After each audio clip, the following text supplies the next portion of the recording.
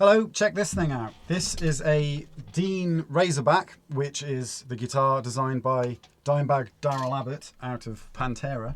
This one's got a Floyd Rose, which is leaning forward slightly, so I'm going to sort that out. While I'm doing that, I'm going to change all the strings over, and as a result of this, it hasn't been played in quite a while, so it's gotten really dusty and a little bit tired, so I'm going to clean it up while I've got the strings off. Before I start though, I think I might try and adjust this bridge to give me a head start for later. So I need to get the supplied tools. There's the whammy bar, which I'm not going to put in just yet because I'm going to need to turn it over. Oh no, the Allen key is wedged in the bag. It's like jackknifed. Not that one. There we go, right. Okay. There you are. So the back is basically the same as a Strat. So what I need to do is tighten these two screws in the back. I'm going to loosen them slightly.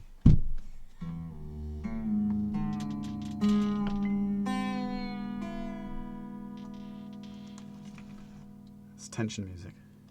That's a half turn. I'll do this one a half turn. Okay, now they're level. So I'll get that back up to pitch.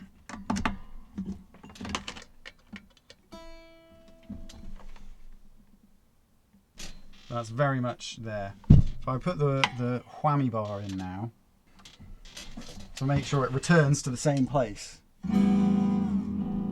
Yeah, it does. I think it could go another smidge, but because I'm putting new strings on, I don't think there's any point doing that now, because I may end up having to readjust it anyway. So, but now I know that that sort of works, I am going to take the strings off and clean it up.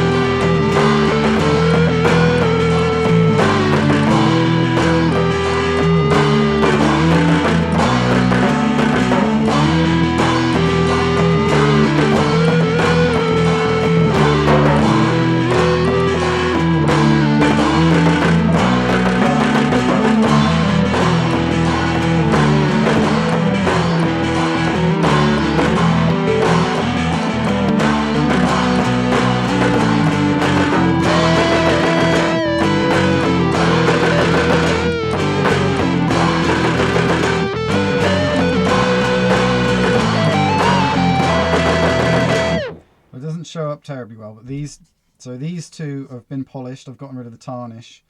The colour's very similar, but you can see the sort of the shine. They're shinier. So I'm just going to go up the rest of the neck doing that now. So while I'm doing that, I'll tell you about the guitar a little bit. Dimebag's design for this was based off the Dean ML, which he used a lot during the 80s. There he is playing one of those. The original kind of resembled a Flying V mixed with an Explorer, and his additions were the sharper points and the BC Rich style barbs, I suppose you could call them. Also, you can see the 12th fret marker there is a little razor blade. Aside from the shape, he also did loads of designs for the graphics, which were many and varied, and probably intended to be done by proper artists before they ended up on the guitars. This one is called Explosion. The bridge pickup is Dimebag's signature Dime Bucker from Seymour Duncan, and the neck pickup is unbranded, but I think it's a DiMarzio. Unfortunately, the retail models didn't go into mass production until a year after Dimebag was killed, so he never got to see them take off. The owner of this guitar is a friend of mine who commissioned the Knight Rider number plate guitar for my very first video, so thanks, Leon. That looks a lot nicer now, a lot smoother. The tarnish is gone from those frets. That's nice. So I think strings then. So Floyd Rose is a vibrato bridge which is kind of suspended between the tension of the strings and those springs in the back. And the strings are also clamped down at the nut. This gives you a lot more versatility with the vibrato, but obviously removing the strings means the bridge will get pulled down into the body by the tension of the springs. To set up the guitar, you put a little block under the bridge to hold it in the correct position, then you can get all the strings on and stretched in without having to fight against the spring tension.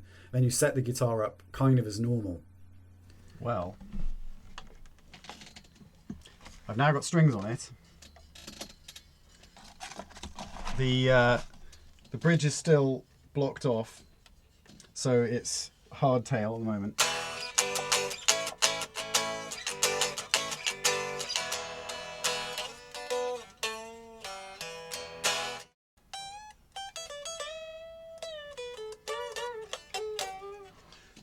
It's going to be a while for the strings to relax a bit.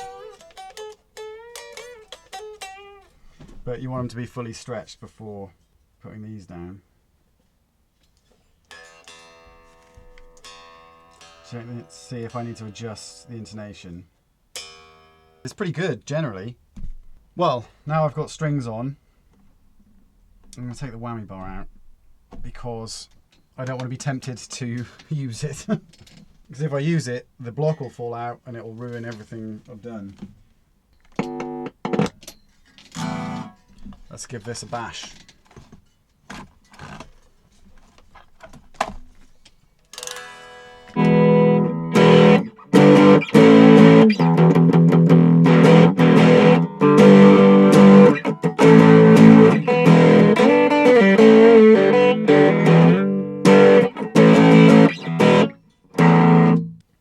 Imagine coming on stage with one of these and being all like...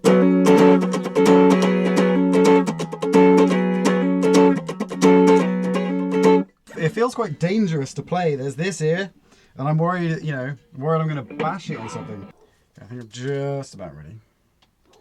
Once the strings are settled in a bit, you tighten up the screws until the block comes loose. And then you can plug in the tuner and tweak the spring tension until you've got the right note on the tuner.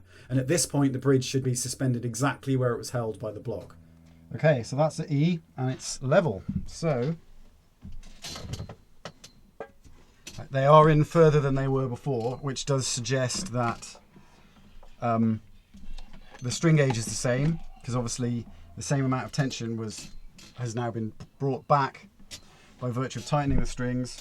So we should be all balanced. So if I just make sure we're tuned up again, I'll see that hopefully, you know, if we get the whammy bar on the go, we can introduce some more stretching into the strings. Well, that's gone out of tune. But we're returning to flat every time. And this will go up as well. Do like an ambulance going by.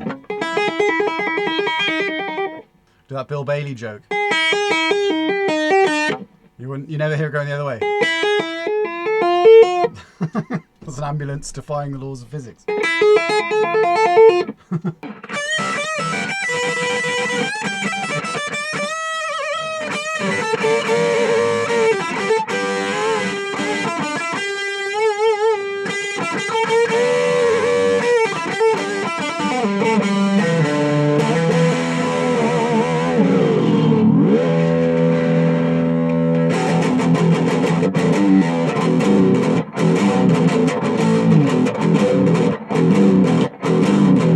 That's the only Pantera song I know, and I don't even think that's right.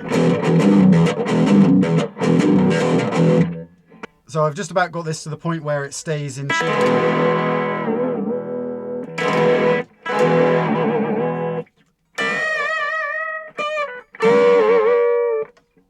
But that's ostensibly finished.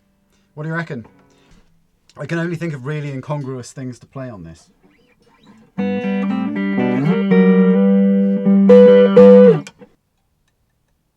I think the action is too low at the first fret.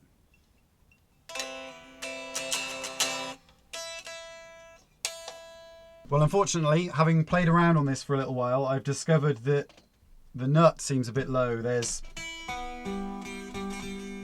the strings are choking out slightly on the first fret. And looking at the nut, it looks like it's kind of leaning forwards a bit. So frustratingly, I'm going to have to take this off again and loosen the strings, because I may have to put a shim under the nut. But rather save messing about with all the setup again, I'm going to block these off with a bit of wood under there. So that should hold it level so I can loosen the strings without worrying about all my spring tension. Oh, I'm intrigued as to know why it isn't sitting down flat in its little recess. Oh, there's already shims under it. But what I'm going to do is get rid of these and put the shim there instead. I think that's cardboard, or is it? Oh no, it's sandpaper. So if I put my shim in like there, looks better to me because originally it was seated right in the back corner and now it's up ever so slightly. So I finally got it back in tune and it's level at the bridge, so that all worked. And I've now got a tiny bit of clearance above the first fret and no more fret buzz down here.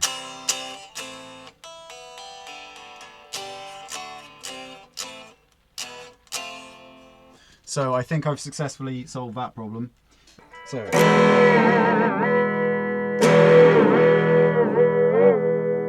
you push and pull on the whammy bar as much as you want.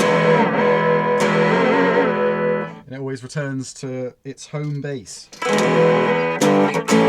When it was doing that before, but its home base was just in the wrong place. So now I've sorted that out.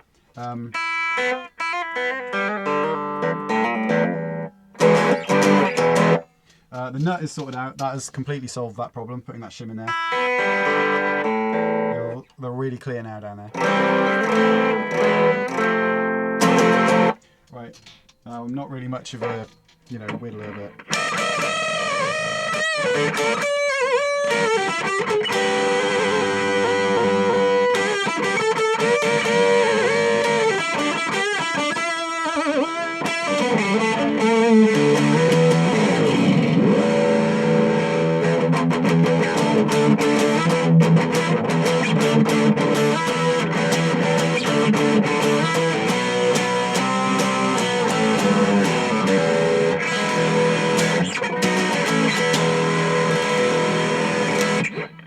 Let's see how in tune we are after all of that.